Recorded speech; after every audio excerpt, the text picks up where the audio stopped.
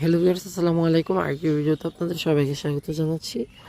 এই দেখুন, তো আজকে আমি আপনাদেরকে যে জিনিসটা দেখাবো সেটা আপনারা সবাই জানেন হয়তো এই গাছটা সম্পর্কে। এটা হচ্ছে আমার বিটরুটের গাছ, এটা আমি লাগিয়েছিলাম। এটি হচ্ছে আমার এখনও পর্যন্ত টিকে থাকা একমাত্র বিটরুটের গাছ। আলহামদুলিল্লাহ এটা এখনও টিকে আছে এবং সাইজটাও মাশাআল্লাহ বাজারে কেনা বিটরুটের থেকে কোনো অংশে কম হয়নি, বেশ বড়ই। এখন কথা হচ্ছে, যেহেতু বৃষ্টি শুরু হচ্ছে, এর সাথে অন্যান্য বিটরুটগুলো পচন ধরে গেছিলো মানে পাতাতে, এই কারণে আমাদেরকে তুলে ফেলতে হয়েছিল, সেগুলো খাওয়াও হয়ে গেছে। কিন্তু এই বিটরুটটাকে আমি তুলতে চাচ্ছি না, কারণ এর থেকে আমি ফুল চাই।